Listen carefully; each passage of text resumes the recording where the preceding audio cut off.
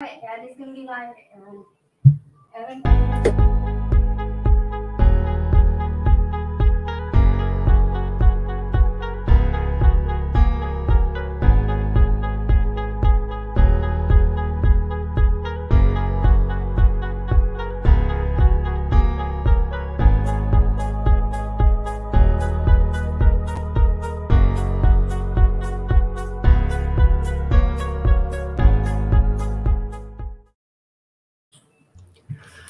Well, hello, everybody. Welcome to the MI6 Sports Network. I am Ace, and that's right. We are joined tonight by none other than that man known as Mr. Christopher Mabry. How you doing tonight? Pretty good. How's everybody doing? All right. Well, I'm doing fantastic. And then, of course, welcoming in tonight, we have none other than Mr. Sammy Sharp. How you doing tonight, Sammy? I can't complain. Not too bad at all. All right. And then, of course, let's welcome in Mr. Brandon Herrera, who's up in the comment box. He's saying, "What's up? How you doing tonight, Brandon? I hope you're having a fantastic night." And you are watching another episode of Wild Sports Talk. All right. So we have some hot topics for you going tonight. So why don't we go ahead and jump right into it? Because our first topic that we have tonight is, of course, our MLB segments. So when it comes to MLB, we've known multiple people who have hit over the 500 career home run mark. Well, we had somebody who just did it. That's right. Miggy finally got to the 500 mark. So, Sammy, I'm going to go ahead and I'm going to start out with you on this. So he just hit his 500th career home run against the Blue Jays. This becoming the 28th player in MLB history to join that 500 club. What is your reaction to this accomplishment for Miggy? I think it's another accolade in his career. In the mid 2010s, I feel like he was one of the most dominant hitters in the AL, and easily one of the better players of this past generation of baseball. So for him to get that accolade, I'm glad for him, and I'm hoping to see more accolades from him as he accrues them late in his career. So let me ask you this. Do you think that Miguel Cabrera is going to be a first ballot Hall of Famer? Yes. Yeah, to me, I completely agree with you that I don't think it should even be a question. Now, the one thing that I will give Miguel Cabrera credit for is that as long as he's been with the Tigers, he's been loyal. I really, really wanted him to win a World Series with the Tigers, but it just didn't pan out. But Chris, I'm going to ask you, what do you think of this accomplishment for Miguel Cabrera? Oh, it's a great accomplishment. Gets him one step closer, I believe, to a Hall of Fame induction down the line, and he's in an exclusive club with 500 home runs. Well, not only that, but he's actually hit the Triple Crown before, which to me is kind of a more impressive feat than that. I mean, because you know how hard it is to lead a league in home runs, ribbies, and batting average. I mean, you have the Triple Crown. That is impressive. Now, we know, even though Miguel Cabrera has been a power guy his whole career, this guy's also hit for average his entire career too. I know the course of the last several seasons he's slowed down. He hasn't played as many games, but that's because of injury and everything else. But still, the guy is a pure hitter. Still, it doesn't matter. So, Sammy, how many years do you think Miguel Cabrera has left? Or do you think this is it for him? I think at the most two or three more in the tank. But anything beyond that would surprise me, in my opinion. I don't think he'll put any more, or obviously he won't put up any more superstar-like numbers. But I think he has at least 2 more years in the tank before he really has to call it quits. All right, Chris, how about you? Yeah, I think he has a couple more years left to play in baseball, Major League Baseball. But, I mean, for right now, it's great he got those numbers. So Joseph is in tonight. Joseph is saying F the Yankees. That's right. You know what? I'm right there with you. So, Joseph, I'm actually a Braves fan, and I'll tell you, I got attacked because I said that it was going to be a great series between the Braves and the Yankees.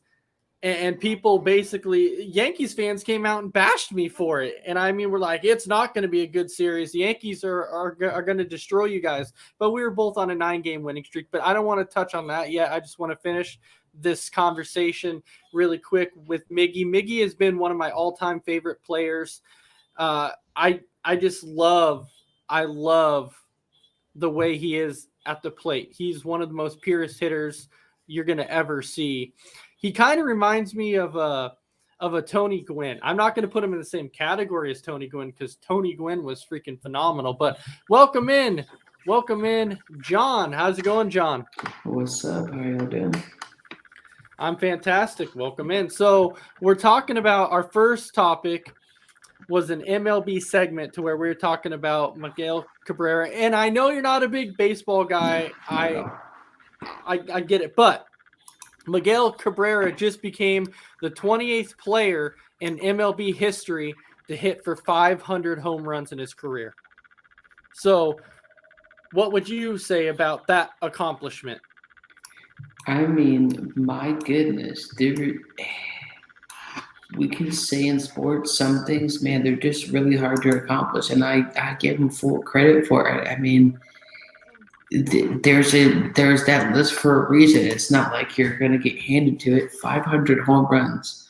Like, imagine, I can barely hit the baseball at all. I swing like a girl, but for him to get 500 home runs, that's definitely something special. So hats off to him. Oh, yeah, definitely. So would you agree with all of us that Miguel Cabrera, just with his career accolades, you know, he's been a Triple Crown winner, which in baseball, it's leading the league in home runs, ribbies, and average for a season. He's done this. And with his 500 home runs in his career, would you agree with us that this guy is going to be a first ballot Hall of Famer? I mean, what else is there to debate? Of course he's a Hall of Famer. Yeah, we were talking about a first ballot, but yeah, absolutely.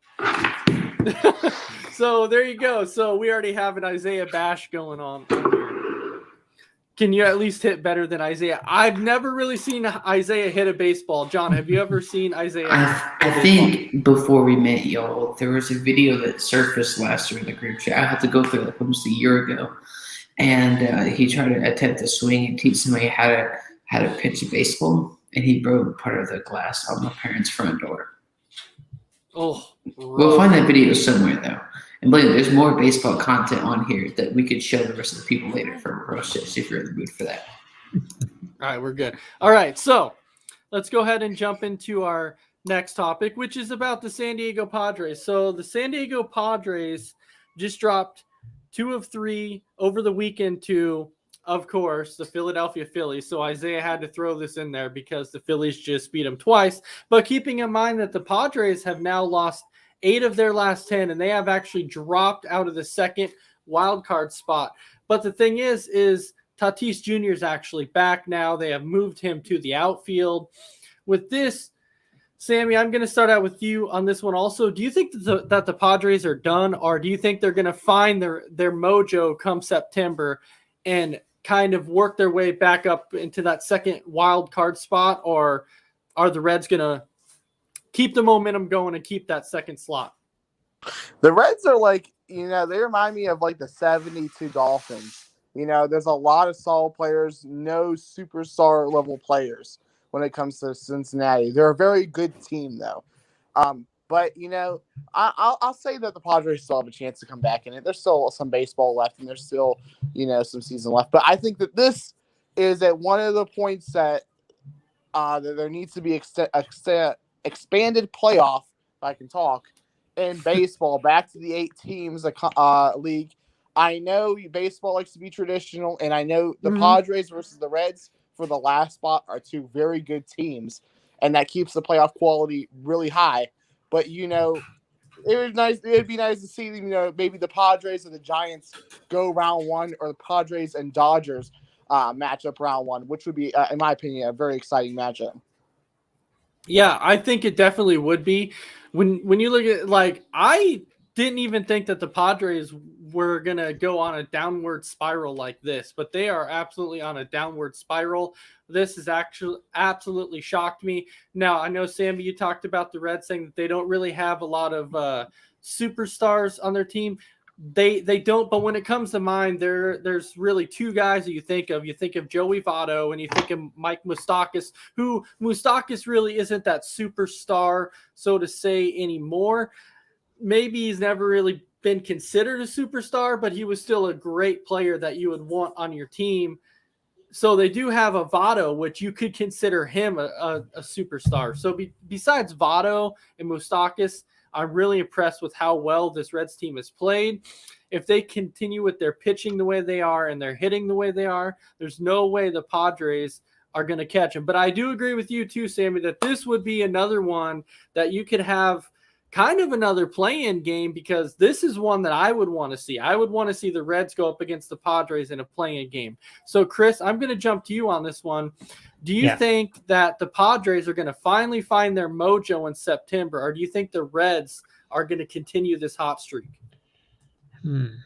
I feel like the Padres can have, get a groove back into it. I mean, there's still a lot of baseball left, and I think there's like a month or a little over a month to go before the season's ends. So I think they can find their groove. I don't know if they are the 72 Dolphins, because the only difference in that is the Dolphins went undefeated, I believe. That's the only difference. The 72.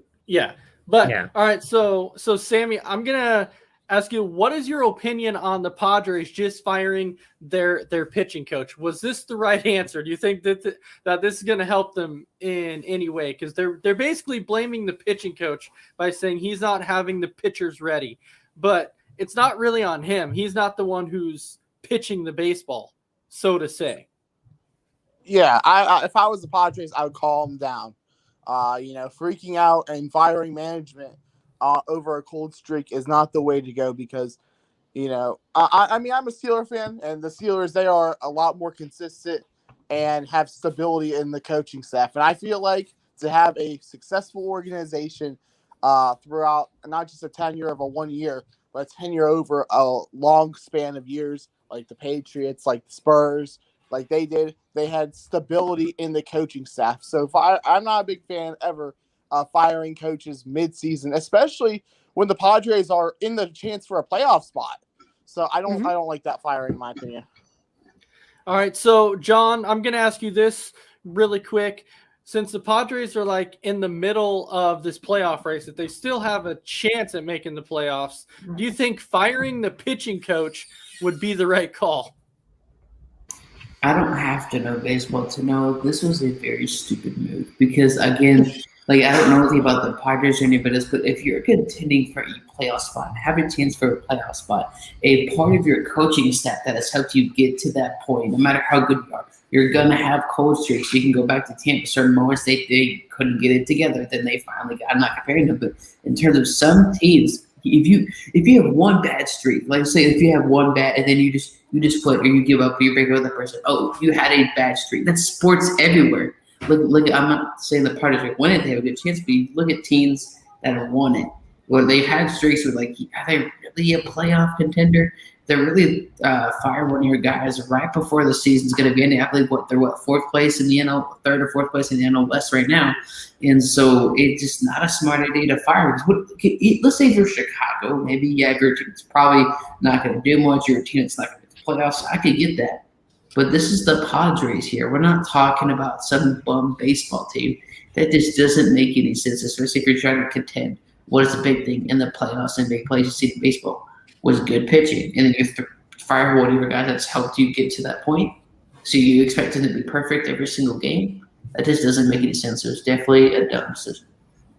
Yeah, and so, John, it's just like you were saying, there's all these teams out there at some point, they're going to hit a cold streak and they're going to lose. I think back to the season that the Washington Nationals won the World Series. Before the All-Star break, they were under 500. They didn't freak out. They didn't panic. They didn't go fire their pitching coach. They didn't fire their manager. They didn't fire their hitting instructor. They kept all their managers intact, and they went out. They caught fire in the second half, and they won the World Series, and they did not panic. And so at this point, when you're still contending, I think going out and firing any type of pitching coach or manager at this point just is not the right call. So, Chris, What Yeah. is your opinion on this? Was this the right call for the Padres? Are they just kind of freaking out at this point? I think they are freaking out. I think they're panicking, like you're saying. 'Cause firing your coach, I don't think you should do that. Any coach for that matter, when you're in the playoff hunt, in any sport. I just think it was a bad move.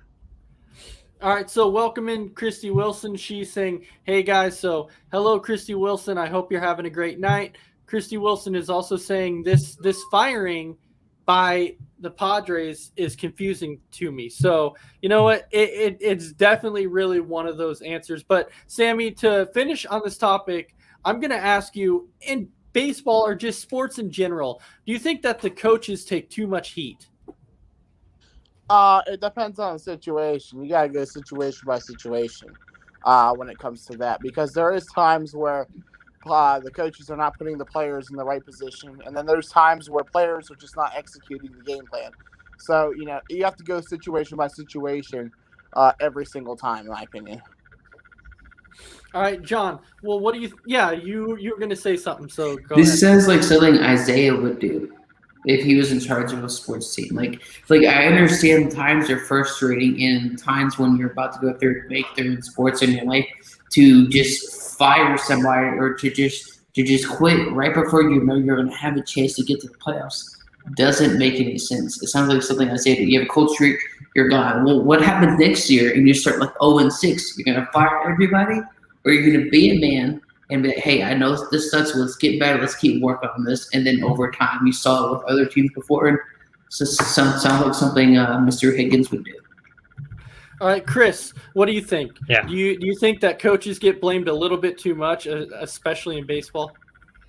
I think so. It's a long season. You're gonna have your ups and downs. I think you should just kind of let things, just go as they are, and then kind of go on by case by case. Well, If you need to when you fire look, someone, you can. well, yeah, because look at teams like the Baltimore Orioles. Okay, they've lost 18 straight games. They are a disastrous team, and so when Fire you look the at that, yeah, well, so you're coming out immediately saying fire the coach. But do you really want to fire them when he doesn't have any superstars on his team? So how can you come out and blame a coach when you're losing that many games in a row to where you don't have any players? How's it his true. fault when he doesn't have anybody? But That's for the Padres pitching coach, they do have pitchers, but they're just putting the blame on him, saying, you know what, we have good pitchers, but they're not producing the way that they should be. But my thing- there's always a cop out in sports. There is. Regardless, There's I'm always not a saying cop-out. it's all he gets no blame. I just think we see the same. We've seen this in Ace and Chris and all sports. There's going to be a cop out with the Cowboys. It's going to be the coach. It's not Jerry Jones. Maybe the Padres. There's their pitching coach, and either in soccer or basketball. Oh, it's not his fault. It's the coach's fault. We're going to throw him under the bus, and that's the part that I don't understand. Why you basically using him as a cop out or throwing him under the bus? Like, what do you gain from that? That shows you don't have the attitude of a champion, regardless of how great the roster is. Charity's back, and that's the thing. It separates men from the boys. When you freak out under pressure, that shows you what happens if you're in the World Series. What are you going to do? You're going to panic and fold and say it's over? That's not how sports works. Right? No. Exactly. So Christy Wilson is saying, look at the Red Sox. They're tanking. I'm blaming now. She's saying that she's blaming Alex Cora, but that doesn't mean that she wants him fired. So there is a difference there. You can come out and say, it's on the coach and stuff, but that doesn't mean you want the coach fired. And that's basically what Christy Wilson is saying now. A lot of the blame is on Alex Cora, but she doesn't want him fired. But how about we jump into our next topic, which is about the Yankees. We're kind of talking about this a little bit. Going into this series today, there's a 2-game series between the Yankees and the Braves. The Yankees are on a 9-game winning streak. The Braves are on a 9-game winning streak. Okay, both teams are playing hot right now. The Atlanta Braves are in first place in the NL East. The Yankees are in second place in the AL East. The Yankees are 4.5 games behind the Rays at this point. And so the question is, is can the Yankees actually catch the Rays? And so, Sammy, I'm going to start with you. Do you think that the Yankees catch the Rays, or do the Rays continue to play as hot as they are and still win the AL East? Well, I'm surprised that the Braves are ahead in the NL East right now as far as they are, because especially after they lost their top player, I can't think of his name right now, but they lose him for the season, and they're like second or third place in the NL. And the Mets trade for a top star, and the Phillies get a good player, and the Phillies, I think, get hot right after the trade deadline. So here we are now, 3 weeks later, and the Braves are the team that really, I don't remember if they made a lot of moves or not, trade deadline. I don't think they did, Ace. I could be wrong, though, but they're the team that's hot. Yeah, I was gonna say we did make some trades. So right before the deadline, and you're thinking of Ronald Acuna that got hurt. So Ronald Acuna got hurt. Once he got hurt, we traded for Peterson, and then we actually went out and got Soler, and we traded and we got Adam Duvall, and we got Rosario from the Indians. So to shore up our outfield. So we basically just revamped our outfield while Ronald Acuna was hurt. We traded for Rodriguez to help with our bullpen. So we have him too. But yes, the Braves are on a hot streak, but so are the Yankees. And so right now, nobody's really talking about the Braves. Everyone's talking about the Yankees because of the ground that they've made up on the Rays. So your thoughts, Sammy, on the Yankees. Are they going to catch the Rays? Yes. I think they're going to continue this hot streak. I don't know if they're going to win 13, 14 in a row, but I think they could go through a streak of 20 games and lose only a handful and be that hot because of how much talent they have. I know I think the Cubs' best player, if I remember which one it is, it's Chris Bryant. I think they got Chris Bryant or Rizzo. I forget which one they got, but adds more depth in the hitting. And I think they're one of the better teams talent-wise in the AL East right now. Yeah, so the Yankees actually went out and got Anthony Rizzo. Then they also got Gallo from the Rangers. So they actually went out and got their best player. But this is my problem with baseball. And I've said it multiple times. When it comes to the salary cap, there really is no salary cap. You have all these big market teams who can go out and basically pay the luxury tax and get whoever they want. Teams like the Yankees and the Dodgers who can get all these players. And it's nice when you see them fail because you're like, you tried to buy a championship and you failed by going out and by trading for these big time players. And the Yankees have done that. They're on this hot streak right now.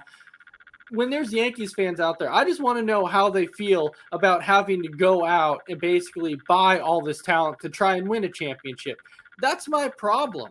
These big market teams want to do that. They can't develop their players in the farm system and bring them up. They have to trade for them. Now, John, I know you're going to make a comment, so go ahead.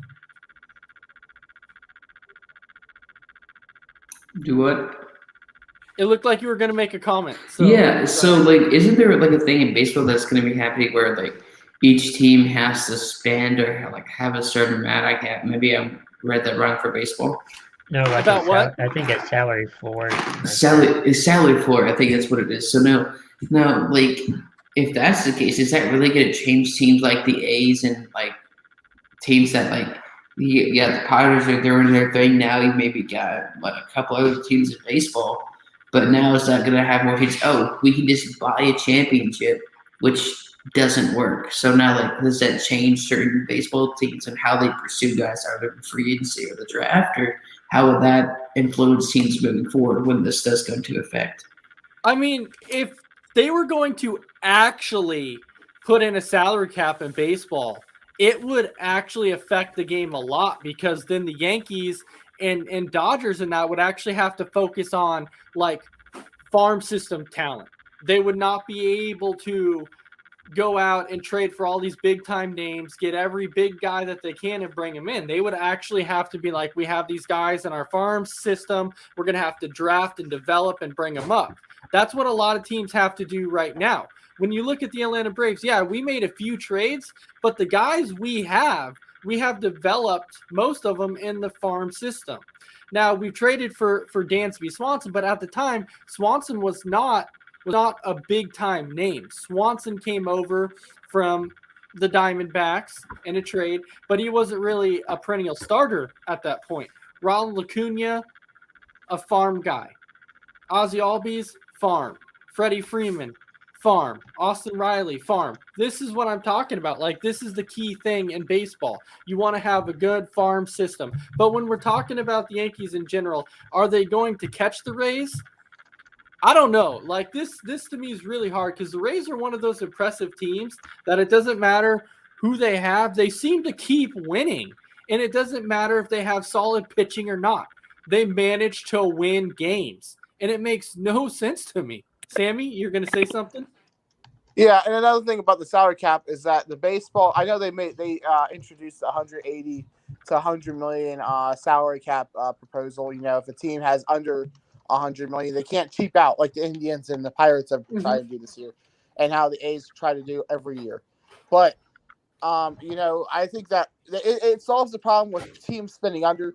But unless they make like an NBA soft salary cap where you can go over as long as players sign for the minimum at once you hit the over, or an NFL type salary cap where it's a hard salary cap at 180 million, even if it is a luxury tax at 180 million, the same thing's going to happen.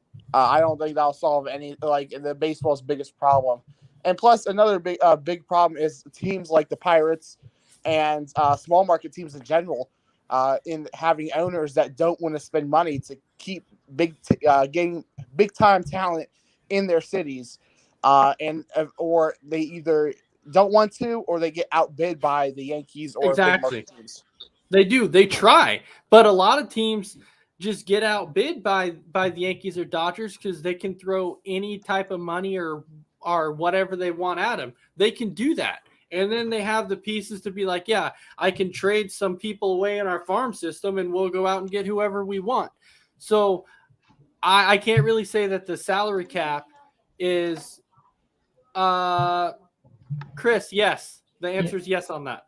Okay. So we have some comments that are coming up here. So Brandon saying Yankees fans will say at least they are winning. And then Brandon Herrera, Will Smith was not from the farm system. I hate that guy. Let's not go into that detail right now. I hate him as our closer. He's horrible. Nate saying NFL related, but if the Saints win tonight, then the NFC will be 5-28 in preseason games. Okay, so thank you for that. Brandon Herrera saying baseball needs a cap, plain and simple. I agree with that though too. So long story short, I'm saying that the Yankees will not end up catching the Rays. Chris, do the Yankees catch the Rays? I think they will. I think they're a talented team. I mean, both teams are. Yankees have been playing really well this season, and I think they can catch up. Oh, you have another. I know you're not a Yankee lover. I'm not saying that you're a Yankee lover by any means, right. But I was hoping that somebody would go with me and say that the Yankees were not going to catch the Rays. But hey, it's okay. But now we'll jump in. Oh, we got trouble here. Yep. So we have another guest coming in. We have none other than Big B, who is here. I was trying to pull him up. There we go. What's up, Big B? Not much, just finishing up work. Thought I'd come chat with you guys. So, Big B, the topic that we're on, we are talking about the New York Yankees. So the question is this. With the New York Yankees being 4.5 games behind the Rays, do they catch the Rays in the East? No. They'll make the playoffs, though, but they won't catch them. Okay. Why do you think the Yankees will not catch the Rays? I think the Rays are going to pull it out. I think the Yankees are going to just kind of hover around. It just seems like the Yankees are going to hover around the playoffs spot. I don't think they're really pushing to win the East, even though they can. The Yankees will make a splash in the playoffs like they always do. They just want to get into the playoffs. So they're just kind of coasting behind the Rays. All right. So that finishes our MLB segments tonight. So we are going to jump into, I know, John, you're super excited about this. We're going to jump into our NFL segments, which our first one is, and this kind of stuff drives me crazy because it's preseason. Okay. So this is like the things that get to me the most is when we talk about how guys play in the preseason because it's freaking preseason. But anyways, so we're going to jump into a little bit of Justin Fields. So, you know, everybody talks about how well he played in week 1, and then week 2, he didn't really have that great of a week. He went 9 of 19 for 90 yards, didn't throw a touchdown, didn't throw any picks. He rushed the ball 4 times for 46 yards. So now there's a lot of debate right now on whether or not people feel that Justin Fields should start or should Andy Dalton start. But the thing is, to me, I'm going to tell you, I don't know. I don't like a lot of rookie quarterbacks starting.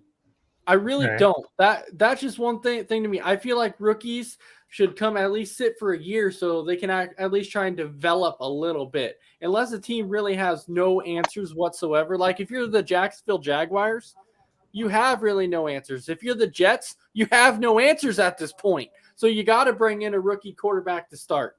But at least Chicago, and I'm not saying Andy Dalton's great. I'm just saying at least he's a veteran that's been around for a while, and he can at least help Justin Fields learn a little bit. But, John, I'll start with you on this one. Who should be starting for Chicago week 1? Do you think it should be Justin Fields or Andy Dalton? This is the problem. I talked about the Falcons and what I compared them to the two situations here. And this is what it's also with fans. What I don't get is 1 week he's MVP, and in the second, it's good for you to play good and play bad. I had a guy months ago, Shia Kapata, that came on, and then they came on, and what they were saying on Twitter and people I talked to was like, it's good for y'all to play good and to play terrible in the preseason. Even though I'm not a Lamar Jackson fan, he played like dog food in the preseason, his first year in the league. But as you saw into the regular season, even though the offense wasn't developed towards him, you saw the improvement as a runner and hopefully as a passer. So what you see in the preseason isn't what you get in the regular season. This time you talk about, Jamar Chase, he's not going to be very good. It's the preseason. When the offense is set towards you and Joe Burrow and Jamar Chase, just like it's going to be in a couple years with Justin Fields and hopefully Allen Robinson, a very underrated receiver in the NFL, if it's centered towards him, yeah, he's going to succeed in the regular season. What is this notion now that, like, let's like say like we've all started a new job, and after 1 or 2 days, this guy's terrible. We're going to move on from him. You get the next one. Oh, he's terrible. We're going to move on from him. That's essentially what fans are doing with either Justin Fields or Zach Wilson, because you're not really a true fan. Because the problem with the preseason matters for guys like Dak Prescott. Because if we didn't have I'm not saying I'm a fan of the preseason, but if we necessarily didn't have like the preseason per se, would we have had the story of Dak Prescott being the starting quarterback for the Dallas Cowboys in 2016 or at all? Who knows what his career could have been. But I think the Zach Kerr, who I'm a huge fan of, but like saying Justin Fields should not start week 1, not because he isn't capable. Who is the offense tailored towards?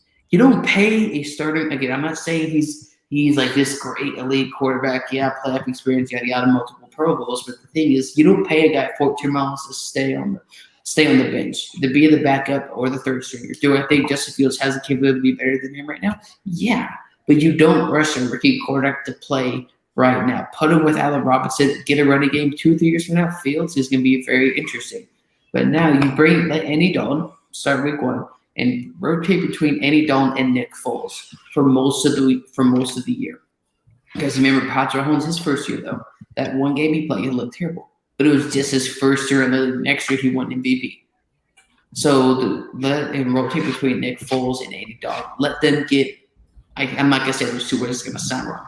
Let them get hit by the defenders time and time again. So Fields can understand, hey, if he's in the pocket in this situation, in this type of package on defense, then yeah, I probably not need to be doing that. That's like extra film time for Justin Fields. And I think that's important. You don't draft a guy, get there for all that. No, he's done. He's their guy moving forward. There's a reason why they drafted him. I believe 8th overall. Yeah, so we have a few comments in the comment section. So Christy Wilson is saying Justin Fields, aka the guy the Broncos should have picked instead of Don't remind me. No. You were on that draft show. No. We're not going through that. I've already talked to. I've talked to Chris Broussard about this. I've talked to Dean. They all thought it was hilarious, and it is. But no, I've already just went through my first therapy session. So thank you. All right, and then of course Nate is saying thank you, but I disagree. The Jags have Minshew. But he's not a.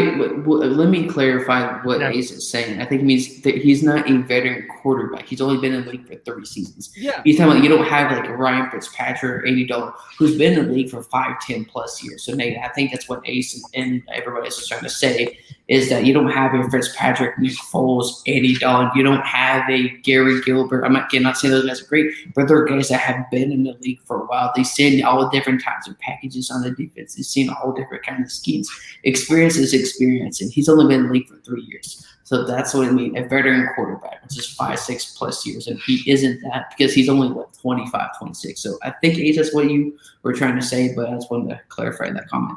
yeah, no, that's actually what I was saying because Minshew, you can't really consider that veteran that can go out and teach a rookie because he hasn't been there for long enough to do that. One season starting to remember too, so that's with an Yeah. injury. So what does he have to show? No disrespect Yeah. though. Could be a good quarterback, but he's not a veteran quarterback. Yeah, he's just not that guy that can come in and teach a rookie because he doesn't have enough experience. But Andy Dalton is a guy who can. He's had that experience.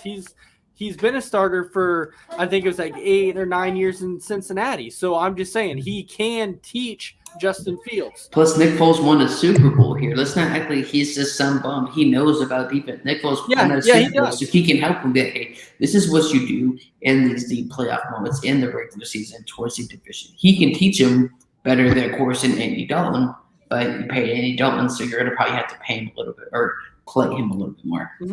But, All right, but so- that is if Nick Foles is around. Though. All right, so Chris, what do you think? Yeah. Do you think Justin Fields should be starting or Andy Dalton? I think Justin Fields should be starting. I think they Oh my may have a better chance with. Oh Justin my Fields. gosh. I feel like Andy Dalton is more of a backup for right now. He's not.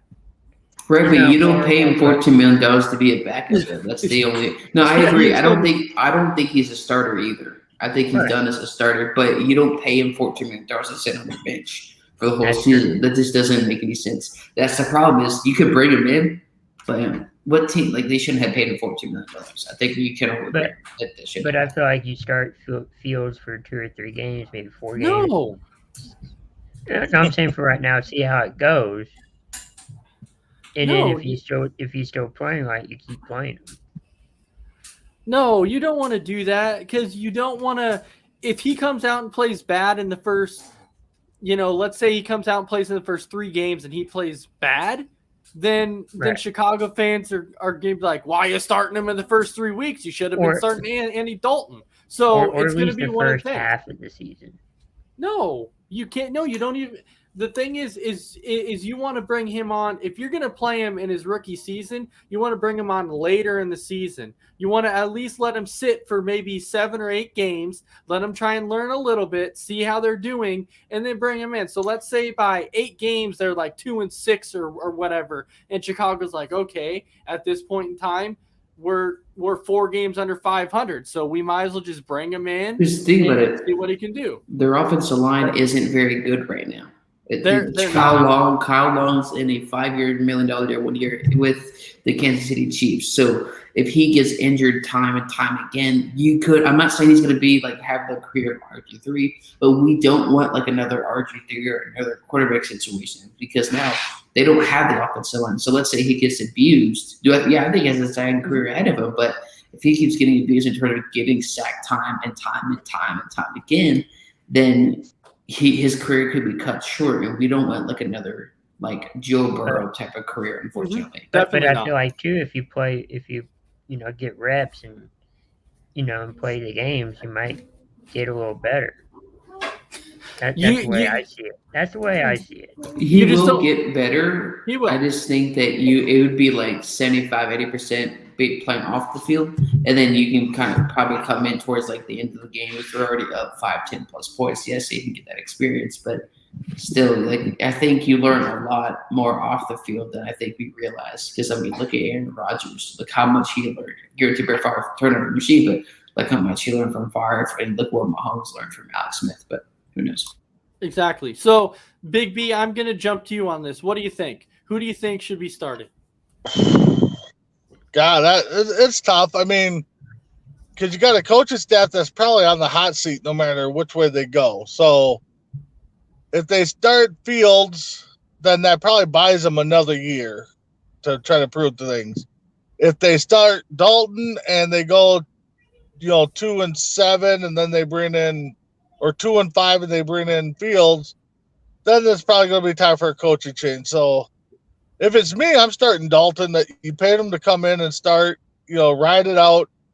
You might see Fields here and there get some snaps in the regular season games, before he fully takes over. But it's a coaching staff that's going to try to save their jobs. It would not surprise me if they start Fields week 1 to kind of buy them some time. But I think Dalton's the right choice to start.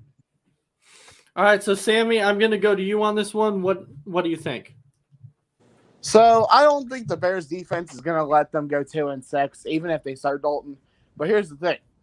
I think if they start Dalton, which they probably will more than likely, and go through Dalton and Foles, battle it out back and forth, whatever quarterback, for the first 7-8 weeks.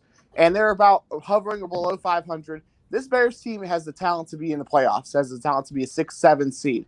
That's why they made it. And the offense last year was a better moving offense with Mitch Trubisky as a quarterback. I don't think he was the most talented quarterback between the three, Foles and Dalton, but he fits the offense the most.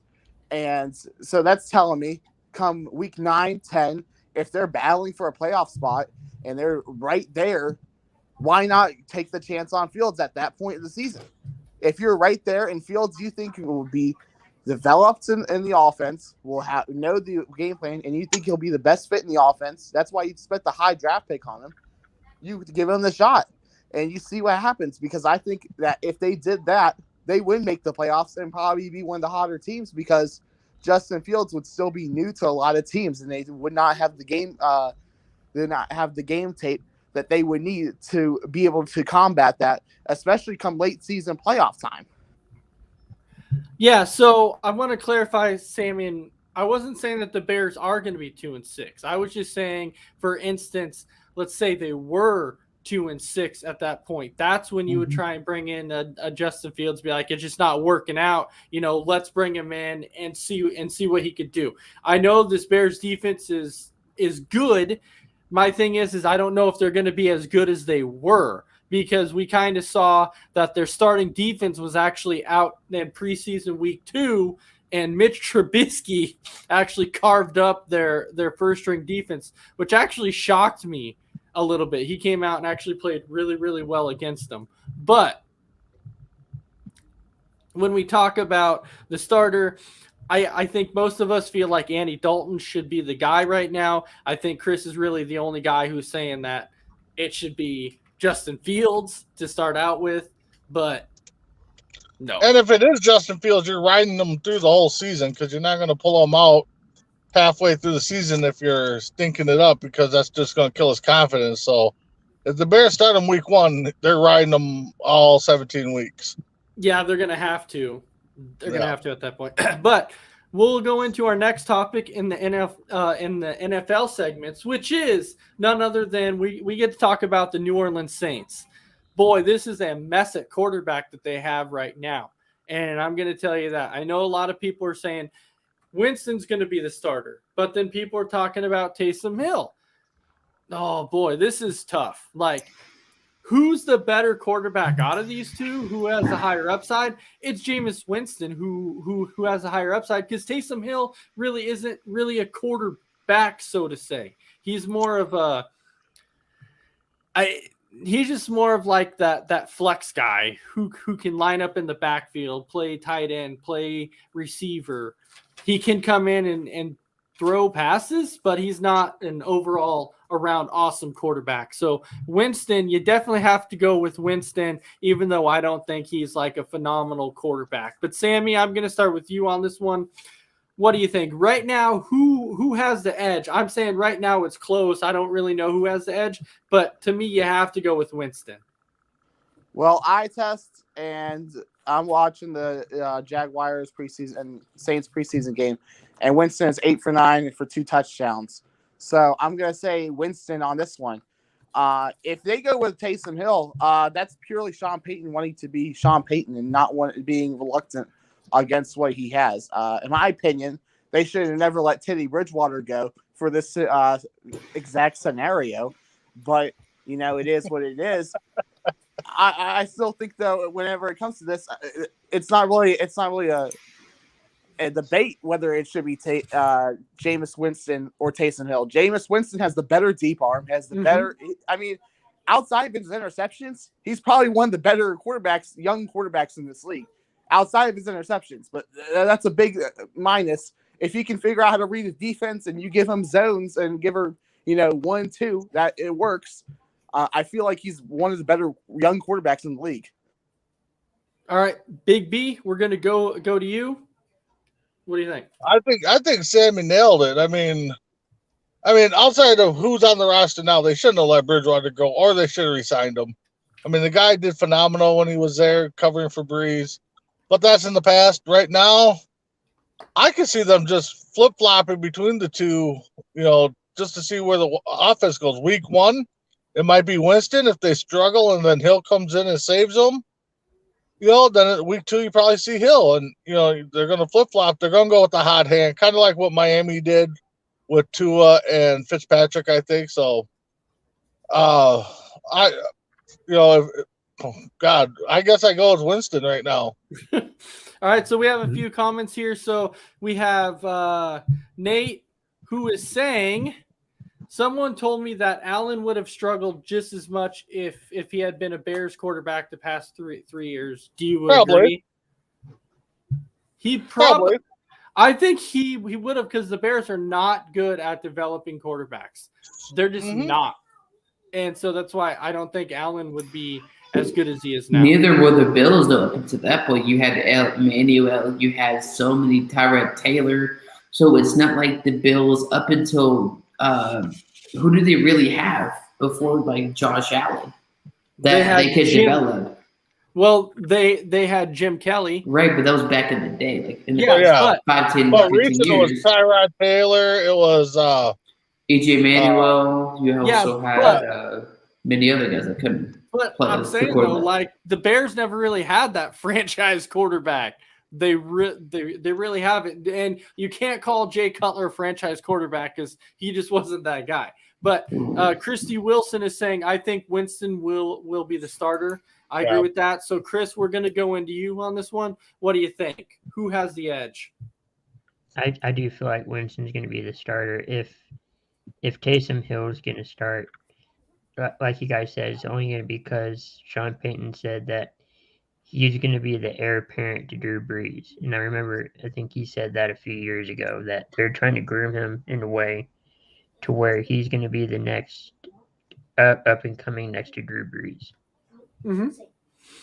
All right, now it comes to John. John, what do you think?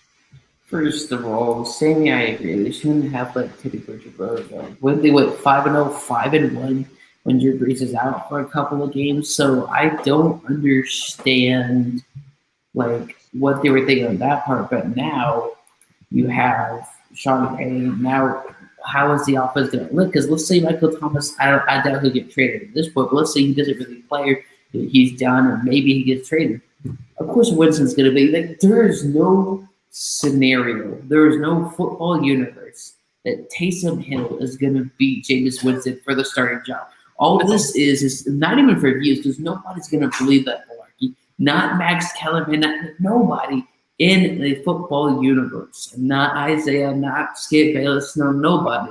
We'd be like, yeah, I think I like Taysom Hill. This is a poor man's Lamar Jackson. That sounds so much better than the guy that can throw a deep ball and got LASIK surgery to fix his vision, which was clearly a huge issue there. So, yes, Bridgewater would have been cheaper, but that was in the past. Thank you to Carolina for giving them to us. But now, should be no question, Winston's the guy. because you don't. Obviously, it's not going to be Taysom Hill. Like there shouldn't be to be because you gave him the empty calorie, what looked like a huge 4 or 5 year deal. Most of it was as empty as his bottom list right here. So the contract didn't really have, and he was the guy. You would have paid him a lot more guarantee money if you're really convinced of him. There is no football fan, nobody that I've talked to, any of y'all that you've talked to anybody, there's no scenario where Taysom Hill would be the starter. There's a reason why, and there's nothing wrong with being a gadget player. Do what you're good at. Jameis Winston's winning the starting job and shouldn't even be a debate at this point. It just gets more videos out there. I think you're underestimating Isaiah a little bit by saying not even Isaiah would say that Taysom Hill would be. Yeah, that is true.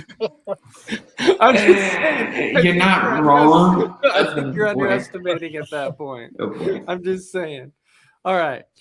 So we're going to jump into a little bit of college football here. So when it comes to college football, the question is, who is the biggest threat to Ohio State this season in the Big Ten? And Sammy, I'm going to start with you on this. Who is the biggest threat? I would probably have to say in the East, probably the two main culprits, the Wolverines, the team up north, or the Penn State Nittany Lions. Just because I feel like that those two teams are the most talented teams and would have a chance to keep up with them on a down-to-down basis. I think Indiana is also really good, but I'm not sure, if they would have the talent to keep up with Ohio State for 4 quarters. Overall, in the Big Ten, one team to look at would be Wisconsin and their quarterback in this situation. This is probably the best quarterback they've had. In Paul, I do believe it's Paul Chris right now up there. Yes. In his tenure there. So this is his best quarterback and probably the best quarterback I think they've had in about 8-10 years. So I think that this is the best chance they're going to have to beat a team like Ohio State. I don't know, outside of Wisconsin, though, who would realistically beat them, and maybe Penn State or the team up north. So the one thing I will say, Sammy, is just so you know, I am a big Wisconsin Badger fan, and you're right. The last good quarterback we actually had was actually Russell Wilson when he transferred there. That was our last actual good quarterback. Hornibrook wasn't good. Stave wasn't good. Cohen wasn't good. Now he's playing in Florida State now. So we have not had a good round of quarterbacks at all. And I think this is going to be our best shot at Ohio State. That was one thing that we lacked, was a passing game, because we didn't have a quarterback. But when you look at Indiana, the one thing that I will kind of give credit to Indiana is Penix is back. So when Penix was there last year, when he was healthy, they actually played really, really well. Their defense was playing well. They were able to score points. I think Indiana could be a good enough team to possibly kind of put up a little bit of threat against Ohio State. I don't know if they could beat them, but I definitely think they're that team that could put up a threat against them. So Wisconsin is going to be a threat. I think Indiana is going to be another threat. But Big B, I'm going to go with you on this one. Who do you think is Ohio State's biggest threat? And I know you're going to say Minnesota. Don't say Minnesota. Don't say Minnesota, please. No, I'm not gonna. I was going to, but no. I think they're gonna put up a fight against them week 1, but I think Ohio State will still be stronger. Realistically, I think it's gonna be injuries. If they can stay healthy, nobody's gonna touch them. If they get the injury bug, then I think that's gonna be their biggest battle right now. But I mean, Michigan's always been tough. Wisconsin has always, played them tough. But, right now, until I see somebody dethrone them, I think it's going to be the injury bug. I just don't think anybody's in Ohio State's caliber right now. All right. John, this one comes to you. As much as we tease Isaiah, besides Michigan, who is a team that really think that can make it to a playoff run that can challenge Ohio State this year? Ohio State, I mean, you could maybe say Michigan, but I just don't really think there is anybody that said, yeah, they're going to steamroll Ohio State and they're going to win the Big Ten. I just don't see that happening. All right. So, Sammy, before we jump into our next topic, I'm going to give you any final thoughts on this topic. I'd say my final thoughts is definitely, one thing I want to see from Ryan Day is I want to see one of his defensive recruits break out this year. Last year we didn't have an underclassman breakout, and it was a very below par defense. This year we're finally gonna have an off season. I think one thing that will lead us to another unbeaten season in the Big Ten. Last loss we had in the Big Ten was 2018 against Purdue. So we've been hot against this conference, but one thing that we need to see though is Ryan Day's one of his recruits on the defensive side pan out and have a breakout season this year, or it's going to be another year of struggling against teams that we probably should have blew out. All right, Big B, final thoughts on this topic? I really hope Minnesota proves me wrong and proves us all wrong and goes out and destroys Ohio State, but I don't It's think not it'll happen. happening. I just hope it's a good game. Keep it under a 30-point spread. I think Minnesota's done a good job. Keep it under 30 points? Okay. All right, John, any final thoughts? Unless the head coach and everybody else somehow got fired at the same time, even then, Minnesota would not win that game. Obviously, Ohio State's going to win the Big Ten this year. Man, this is Big B. All right, my Gophers only lost by 29. Yes, yes, yes, we did. We're only so 4 we lost- touchdowns away this time. We only lost by 17 at halftime. Hey, got to inch it across. Got to take it little by little. We did it. We almost had him. We almost had him. We had you. Yeah, we had you. We had him. Hey, somebody's got to be the Isaiah right now, and he's not here. So, keep it under No. 30. We didn't want the first Isaiah. Don't be bringing in another one here. Don't you dare. We had him. We had him. We had you. You were on the ropes. We only lost by 29. We had you. Yep. All right. All right. So now we'll jump into our final topic of the night, which is actually boxing. So as we know that Manny Pacquiao actually lost a unanimous decision to Ugas. So, John, I'm going to start with you on this. For Manny Pacquiao, do you think it's finally time for Manny Pacquiao to finally just call it quits and just hang him up? It's been time for many years. Like, as much as we could acknowledge his career, whatever you want to say, I mean, it's been beyond time. I mean, this is how many losses he's had the past couple of years. So he had a good career, but this is the thing about athletes in any sport. You need to know when to hang up the clips and when to retire. Don't be pulling a Brett Favre and coming back and bringing more fights. Good career, but you just need to know when to retire. And that's not a bad thing. People are like, oh, he can do whatever he wants. No, sometimes that could tarnish your legacy. And learn to know when to retire. I think Donovan McNabb probably knows that. That learn to know when to retire instead of trying to come back with another team and another team and another team. All right, Sammy, this one comes to you. Is it time for Pacquiao to hang up the boots? Hearing him talk in his post fight, it was really depressing to hear because you could tell he's depleted after that loss, and he's been fighting the dude's been fighting probably since I'm pretty sure since like the late '90s, if not early 2000s. One thing that Floyd Mayweather I'll give credit for is that if he does fight anyone, he's fighting people that are high in media status rather than high in boxing skills. So that way he knows he's getting a match where he can win. Pacquiao, I know, is still trying to contend and trying to fight the best out there. And I think that's right now hurting him because he's not at that level he used to be, where he was, 1.1 the pound-for-pound best fighters in the world. I know he's in politics out in the Philippines, and he's a basketball player out there. So I know that he has other career paths out where he's at in his home country. So I hope for the best of him, and I hope he does hang up the gloves after this past fight. Yeah, he just doesn't. To me personally, I just don't think he does have it anymore. But Big B, what do you think with Pacquiao? Well, geez, I might issue a challenge out to him because I think I could probably beat Pacquiao right now. But no, he's got to hang it up. I mean, he's had his career, he's had his fights.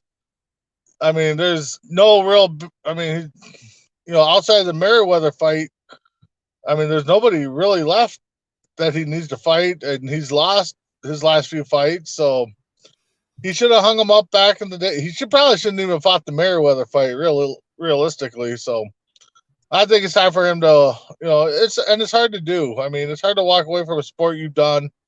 Like John said, McNabb probably did it the right way. Jerome Bettis did it the right way. He said, "Nope, this is my final game," after he won the Super Bowl. So, just gotta know when it's time to fold them. So Yeah, I know people always want to go out on top, but I think it's time now that Pacquiao can look at this now and be like, I get it. I'm not that same guy anymore. I can't box like I used to. I'm going to lose again if I decide to come out and box again. So right now, it's time. It's definitely time that Pacquiao says it's time to hang it up. I'm done. And go on with your life. It's time to go on. So with that, unless one of the Paul brothers calls him and wants to fight him, I guess. But I still don't think you should do that. I'm just saying I don't either. It's time just to hang it up and say that's it. Yep. But that brings us into our final thoughts of the night. So John, I'm going to go ahead and start out with you on this. What is your final thoughts? Another game closer to the regular season. Going to the Bucks Texans game on Thursday. So maybe if I get there earlier before the game, maybe I can annoy Brady from the sidelines or from the stands. Say, "Hey Brady," get him distracted and frustrated. Who knows? But that's glad football's back and get ready for. And I agree with Big B. Vikings are going 4-13. I'm so glad you can agree with that, man. All right, Big B, you with your final thoughts. I'm glad I got to jump on. You guys talk pretty much about Cabrera being in the Hall of Fame, which, I don't know if he's first ballot, but I think he's going to definitely make it. And, with preseason football right there, please let's end it, because I'm tired of hearing all these Hall of Fame type conversations with Mr. 49er backer Isaiah thinking his quarterback's the next thing better than sliced bread. So Right. That's all. All right, Sammy, any final thoughts for you? It's nice to see football again. Football is officially back. And I hope in 2 weeks that my Steelers win their home opener, or not home opener, but the opening game against the Buffalo Bills. I doubt it though. But, it's nice to see football back, and I'm, Ace, I appreciate you hosting it, and Big B, I'm glad you came on. And, all the fans out there, I appreciate all y'all. All right, so Sammy, my final question for you is, are you going to be back next week, or is this it for you on Monday nights? No promises as of right now. Okay. All right. So then final thoughts for us is we want to thank all of our viewers for watching. And don't forget tomorrow night that we actually have a special guest that's going to be on tomorrow night. Our special guest is actually going to be the Bleacher Report NBA insider, Jake Fisher, as he will be on Wild Sports Talk tonight at 5 p.m. Pacific. So he'll be on for about a half hour. So tune into that. It's going to be a fun time. So I just can't wait for NFL to start. That is my final thoughts on that. I'm super excited. It's right around the corner. I'm ready to dive into it. Let's get week 1 started. It's here. Are you ready for some football? That's all I can say. All right. So thank you, everybody. Thank you, Sammy. Thank you, Big B. And thank you, John. And with that, I hope everybody has a fantastic night. And, of course, we will see you tomorrow for another episode of Wild Sports Talk.